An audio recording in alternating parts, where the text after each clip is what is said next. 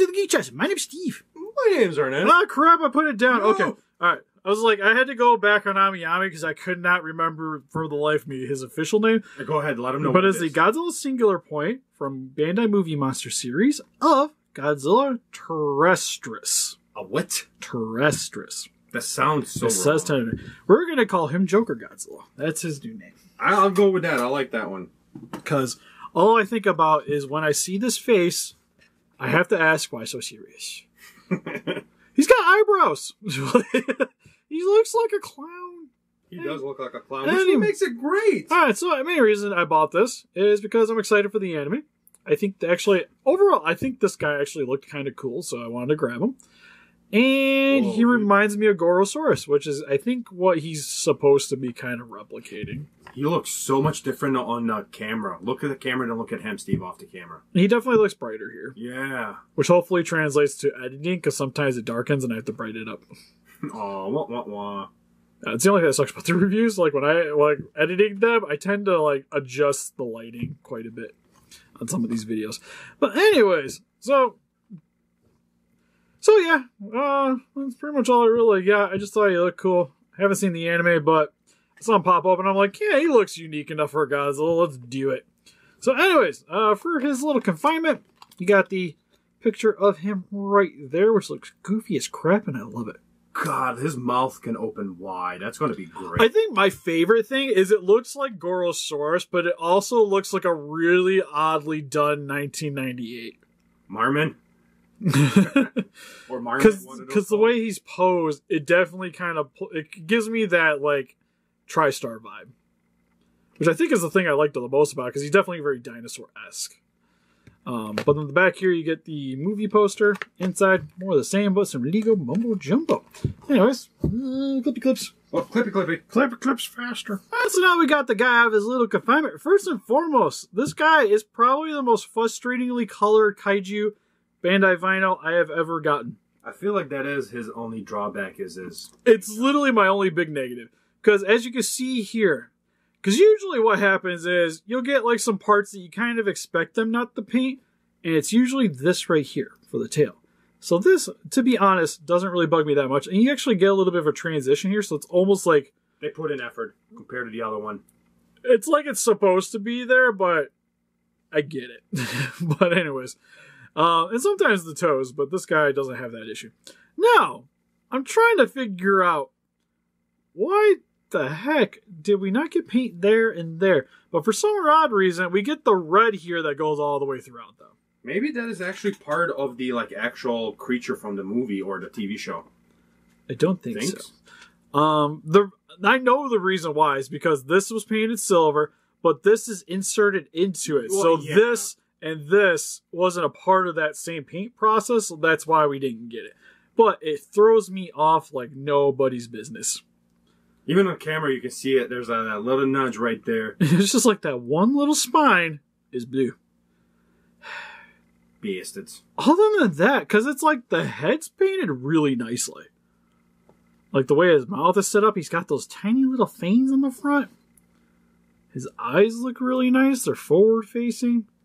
He's got the little spiky bits on the top of his head. The red looks really nice. Like, I love the blue and the red. Like, it's a really nice contrast. And then the bone coloring just helps to make him stand out even better.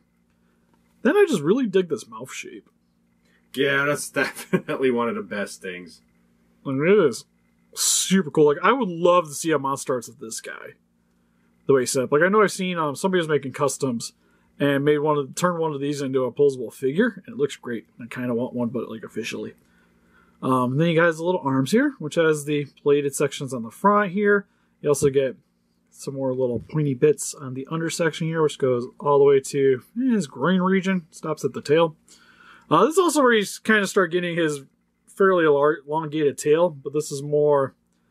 At least he doesn't have a fist on back of it. Yeah, more traditional than what we got previously. But his hands are gigantic. Almost kind of reminds me of rabbit hands, like rabbit paws. I got issues with those hands, Steve. Oh, I got issues. We'll get to that in the articulation though. But the nails are painted. Now you'll see on the toes, the bottom isn't painted, but the top is, and I guess that's all that really matters. Presentation, I guess? Yeah, well, when you're standing on the shelf, you're not going to notice it. And then also, that kind of helps a little bit with scuffing. Yeah. Because you put them on something and it's not going to do anything. Also, what the heck is... it's a little I was like, what the heck? Oh, good shot. Something. You made it in a cup. And then for the dorsal spines, center section here is done in a metallic silver. But again, like we mentioned, we had the blue here that's missing. Got the red coming along the back here. Got some little bumpy bits, which is like... It's red herpes. maybe. I was going to say, they kind of resemble the spikes here on the back. Herpes just get bigger as you get lower down south, Steve? I guess so. You get some more spines here, then it goes from spines, and you can see here it kind of starts. Because you get the one little So is there like spiky bone, bit. or what is that supposed to be down on the bottom of the tail, like right there? Yeah, it'd be kind of like bones sticking out. Ooh. Like spikes. And then it comes all the way down to the base of the tail here. And then you get some segmented sections. Scaling here is very lizard-like. You also get some more armor plating on the legs here. And overall just looks very dinosaur-like, which I really like. Now, for his articulation, and the weirdest thing about this guy. So, I didn't put two and two together when I bought this, is the arms actually don't move. At least not at the shoulders. What happens is, like the amphibious Godzilla, you can rotate the paw. I don't know why you would, but it's a thing. Oh my god, I'm not going to say anything to that. It looks like he's with waddles. Oh, I didn't realize he has little spikes right here, though. So, that's a thing.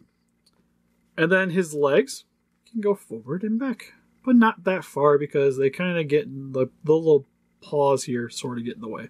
So you can get it up to about there. Well, at least you can pose it, I guess. And that's about it. Nothing at the tail. Which again, they had to attach it. Why did they glue it? Oh, why is it glued? Just let me rotate the damn thing. That's all I want, man. I just want to be able to... Granted, I complain about it, right? But I know every single Bandai vinyl I have displayed, I have the tails purposefully lined up with the spikes bits anyways. So it doesn't really matter, but I know, also, people like to pose them, so it's nice. Yeah. To have the option, so if you want to do photography and stuff. But to be fair, if you're just going to have them on your shelf, you're probably just going to have it lined up like that anyways.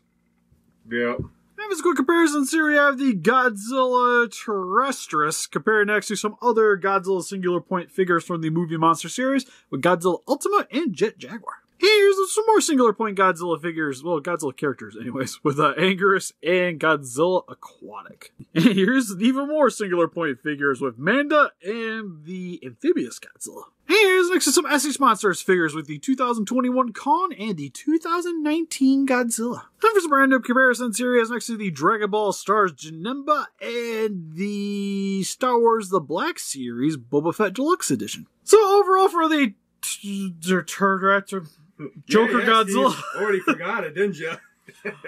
This guy's sweet. Gorosaurus got Goro Godzilla. That's probably my favorite looking one. I personally, I dig this one a lot. In terms of design, I think this one's really sweet. I still like the Ultima, but I think this one, especially as a Monster Arts, would be my favorite one to see done. Yeah.